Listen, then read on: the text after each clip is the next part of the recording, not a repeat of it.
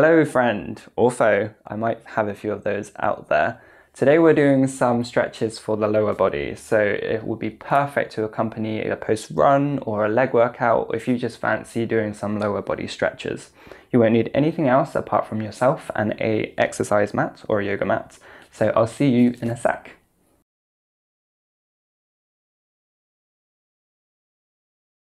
Kudos to you if you've done some form of exercise or some kind of workout routine before this. We're going to start in a wide stance today, so about 5 or 6 of your own feet. Bring your hands onto your hips, then turn your right toes just slightly in as your left toes point towards the front of the mat. As you exhale, bend your front knee over your front ankle, and then inhale, straighten it out. Exhale, bend, and then inhale, straighten. You might want to adjust your stance as we're just bending forwards and backwards, bending and straightening. And press your front heel into the ground. So if you look down, your front hip or your left hip should be in line with your knee, which is in line with your second toe. At this stage, we're just easing out of movement and getting ready for some more restorative stretches. Can't stress the importance of stretching out after intense workouts, massaging out any lactic acid that could build up. But you already know that. On your next exhale, bring your front knee over your front ankle and then bring your arms, shoulders height. Inhale, straighten both legs, reach your left hand up and overhead, stretching from your toes to your fingers. Exhale, coming back down. Inhale, straighten. Breathe along the left side of the body. Exhale, coming down. Inhale, straighten. Exhale, lower down. Let's do that one more time. Inhale, straighten. Exhale, bend the knee. Then we'll straighten both legs and then turn towards the other side. So left toes slightly in, right toes all the way forwards. Exhale, bring your front knee over your front ankle, hands on hips, and repeat. Adjusting your stance if you need to. So more than a few years ago, I had a running injury, shin splints, and that is how I got into yoga. And one thing led to another, and I became a yoga teacher, and now I'm here. So I might have shortened the sequence of events a little bit, but it's a slippery slope, I tell you. A slippery slope indeed.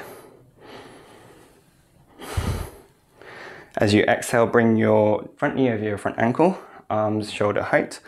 Inhale, stretch toes to right fingers. Exhale, coming down. Inhale, straighten. Breathe along the right side body. Exhale, lower down. Inhale. Exhale.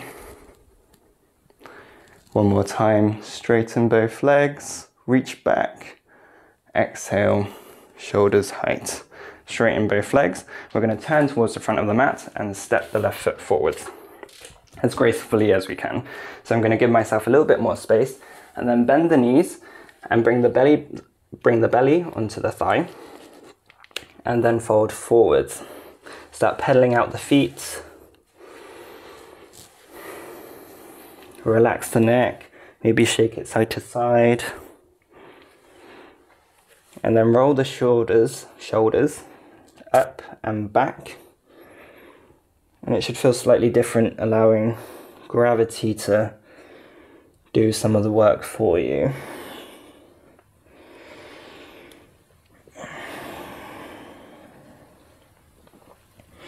Okay, inhale, lift up halfway. Hands can be on the shins, thighs, or the ground.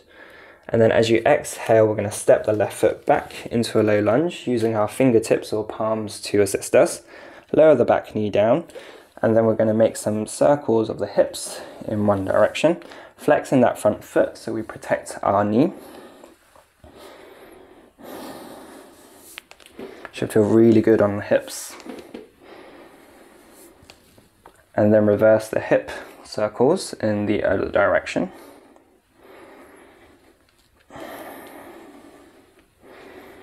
Okay, and then so we'll move our feet just a smidge forwards. As we exhale, we're going to press the front heel into the ground as we pull our right hip back, flexing the front toes. Inhaling, coming forwards, chest forwards, chin up. Exhale, pull the hip back, press that heel into the ground. Inhale, come forwards. Exhale, bring the navel or belly button to your spine as you pull back, reaching your chest forwards. Inhaling, coming forwards. Exhaling, pulling back. Now you can go at your own pace, stretching out the hamstring. Should feel good again.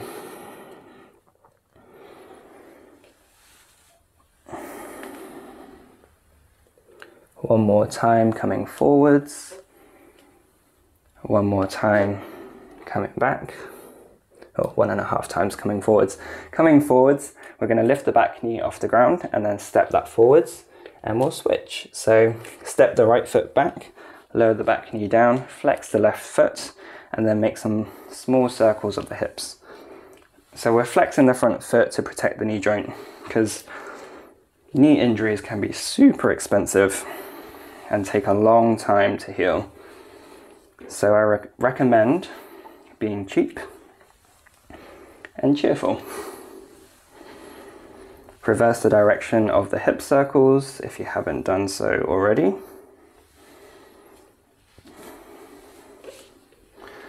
And then coming forwards, we're going to walk the front foot just a smidge or a hair forwards, and then exhale, press that foot or heel into the ground as you pull your left hip back. Inhaling, coming forwards. Exhale, pull it back. Toes are flexed, pulling towards your face. Inhale forwards. Breathing into the chest. Exhale, belly button to spine as you pull your way back. Do a couple more, just like this. Slowing down the breath.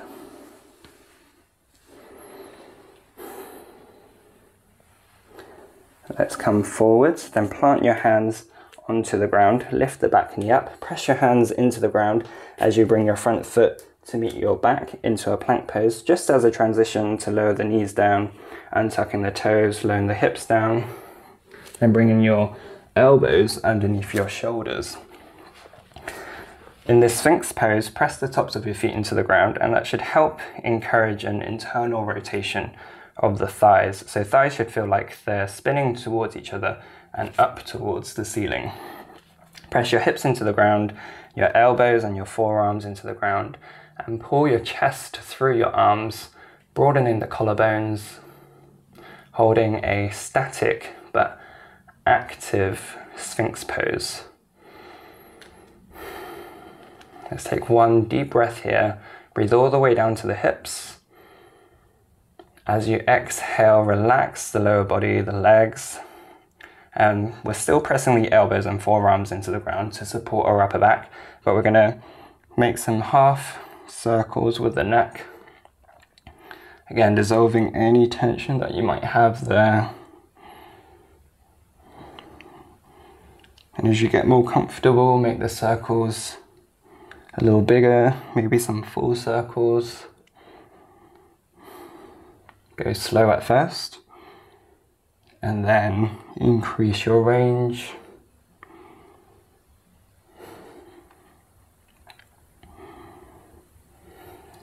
Let's take one more breath. And as you exhale, we're going to lower down, bring our hands underneath our shoulders, press ourselves up, bring in our hips back. We're going to cross the shins. No, we're not going to do that. We're going to lower our hips back towards our heels, coming into our child's pose. In our child's pose, bring your arms alongside the body, and then make fists with your hands and start to fist your butt.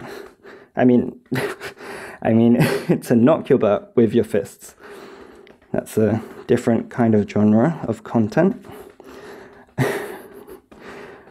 So we're going to bring our fists onto the outer hips and start knocking there. And then back round, coming into the sacrum. the lower back. And then where your kidneys might be, just a gentle knock, maybe working towards the middle of the back. And then working round onto the obliques, the side ribs. And then coming back down to the butt. Let's do one more circle of that. So the butt, the outer hips, the lower back, sacrum, kidneys, mid-back, maybe reach a little bit further up than last time. And then to the outer edges of the side ribs, the obliques. And then bring your hands back down to the ground, shift forwards, lifting your hips off the heels, crossing the shins. We're transitioning onto our backs, lowering down. Once you get there, bring your heels close to your hips, but as wide as the mats. Then open your arms out to a cactus or a T position, and then slowly sway your knees side to side.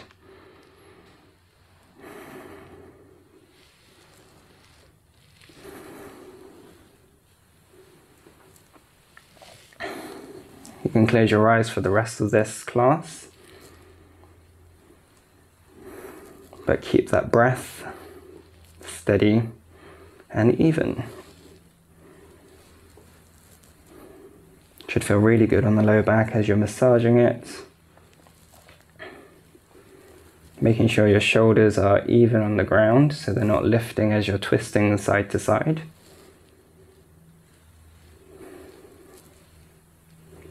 And then even it out on both sides.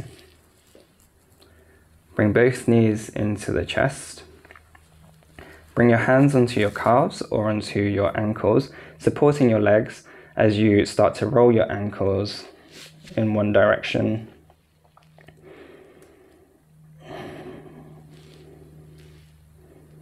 If you went running, this should feel good as well.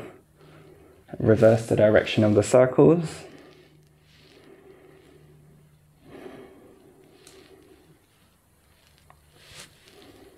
And then start to flex and point your feet.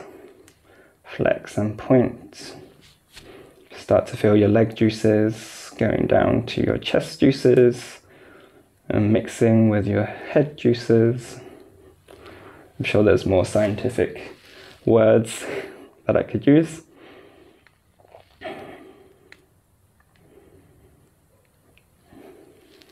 Okay, and then you can keep your hands where they are, or you can bring your peace fingers onto your big toes or hands onto the outer edges of your feet. And just coming into happy baby, making sure your low back is even on the ground, and we're pulling the legs down so the knees are coming towards the shoulders, pressing our feet into our hands, creating some small resistance in the legs.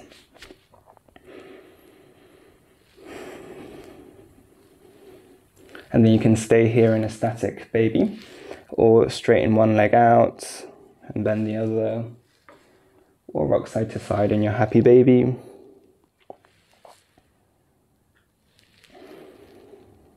This is the last thing we're going to be doing.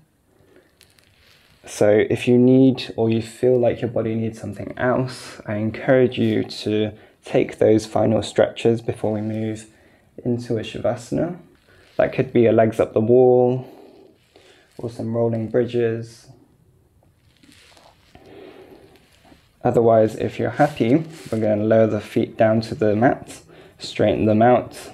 If you've got space, bring your heels as wide as the mat, let your feet splay out, arms alongside the body, palms facing up. And I recommend staying in this position for at least 5 minutes to allow your body to rest and recalibrate.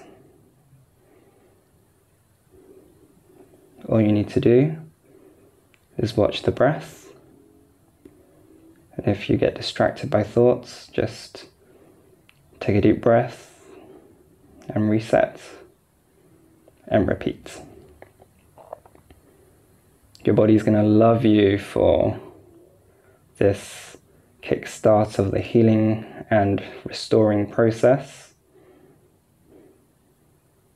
So thank yourself for taking the time to do this. And thank you so much for stretching with me. I'll see you next time.